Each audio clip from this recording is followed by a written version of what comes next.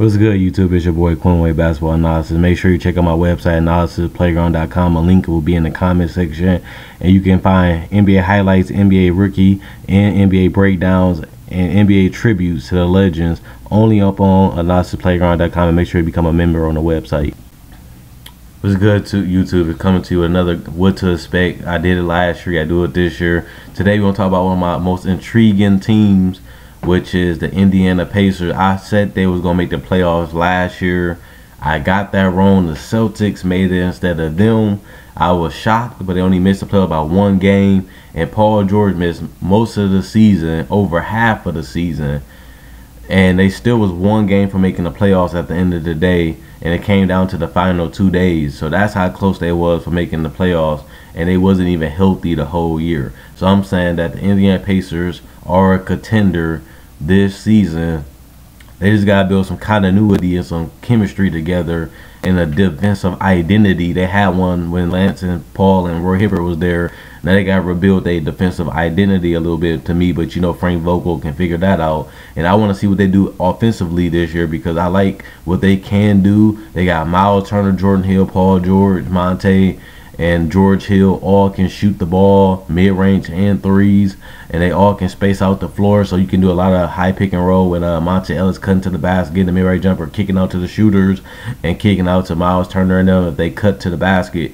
And you can see a lot of this team generating a lot of easy points with a free-flowing offense. They can get a free-flowing offense. This team going to be hard to guard defensively, because Jordan Hill and Miles Turner are quick big men that's mobile, and they can move very quick, and they can shoot the jump shot if they spot up, and they can cut to the basket quick. They athletic, mobile big man, and that gives them even more versatility. And they also said they're going to put Paul George at the power forward some of the season as a stretch forward, and you know how good that he is as a small forward. He's going to be even unguardable at the power forward because he's so athletic and so big and so strong and just a lockdown defender. So it's going to be hard to even pass around him. It's going to be hard to, he can get all in those passing lanes. He can sag off and come back to the power forward, and offensively he can be a spot up three-point shooter to stretch out the floor even more. Because if you take George Hill out, Monte Ellis got even, him and George Hill got even more room to cut to the paint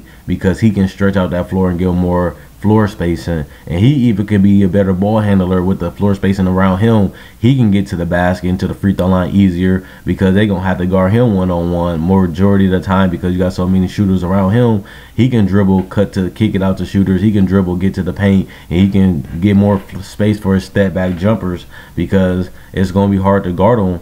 Because you can't double team because you got so much shooters around him. He's going to punish you every time with the extra pass or even a direct pass, which is assist to the shooters. So it's going to be hard to guard this team. Frank Vogel never had a highly great offensive team. He always been winning games basically like the Grizzlies off defense. They score enough points to win, but they ain't score enough points to me to be a contender for the championship. They just didn't score enough and execute enough to win a championship. And this roster right now, they got more offensive individual scores. They got more spot up scores. And I like this team going in the future because Miles Turner only 19 and he can post up a little bit. He got a beautiful jump shot. He shot 60%, 18 points a game in summer league, and he gonna get easier points because he playing with easy, better talent in the NBA, and they gonna make him get some easy buckets from spot up jump shots, quick shots, and quick spot up threes, and he gonna get some free throw points. And that's why I have him as one of my rookie of the year sneakers,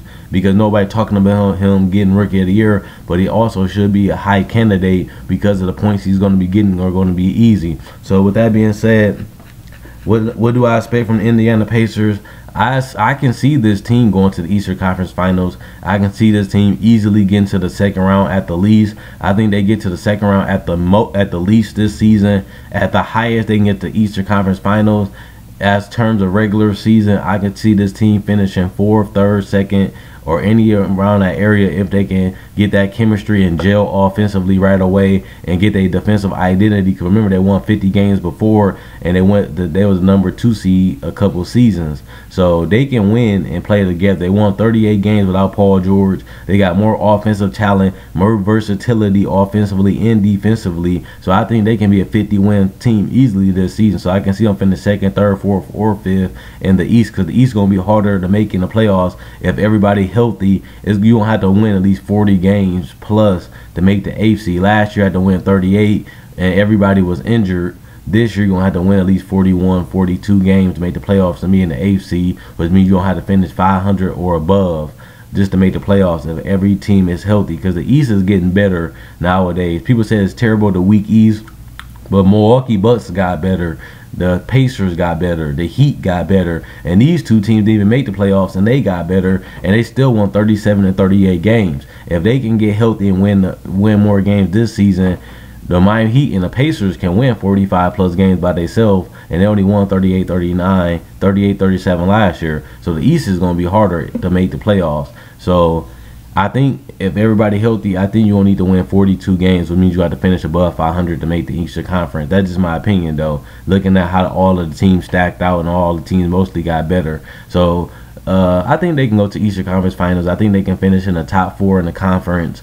And at the worst, I think they get 6th spot in the East. If the chemistry or some injuries happen, I think they get to 6. But I still see them getting to the 2nd round if they can get back healthy in the playoffs. So that's my predictions on the Indiana Pacers, what to expect from them. And let me know what you guys think about them in the comment section below. Comment, like, subscribe, and share. Quinn Wade Basketball Analysis signing out. Let me know what you guys think.